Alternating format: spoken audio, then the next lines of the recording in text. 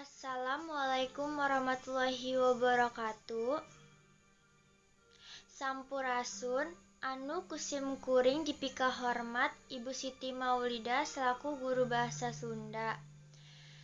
Sareng rerancangan nu kusim kuring dipika cinta. Puji syukur hayu urang sanggakeun ka Allah Subhanahu wa taala anu parantos ka urang sadayana. Hadirin sadayana, tos ka kuninga urang sadayana bahwa sekolah SMA N1 Tajurhalang teh merupakan sekolah anu favorit loh.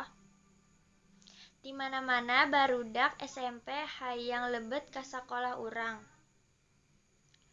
Kumargi kitu syaratna anu disayogikeun nyaeta 1. Jalur rapot, 2. Jalur prestasi, 3. Jalur zonasi.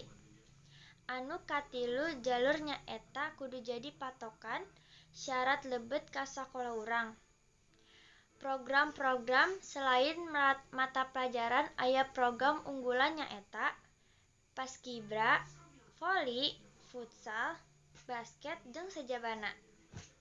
Guru sebagai pengajarna oge ngabogaan kualitas anu hade kalulusan ti SMA N1 Tajurhalang boga anu kaasup ka perguruan tinggi. Sajaban ti eta seueur keneh hal-hal anu bisa dikembangkeun ku barudak di saat ngalaksanakeun program ngajar-mengajar.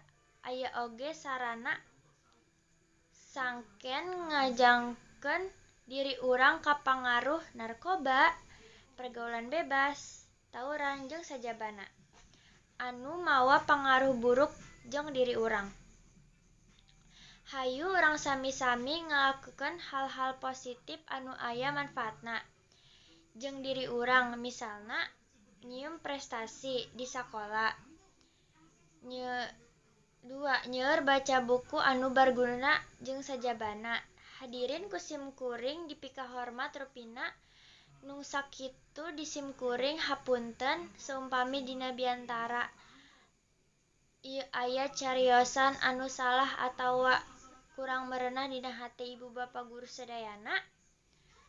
Kahatur. Wassalamualaikum warahmatullahi wabarakatuh. Sampurasun.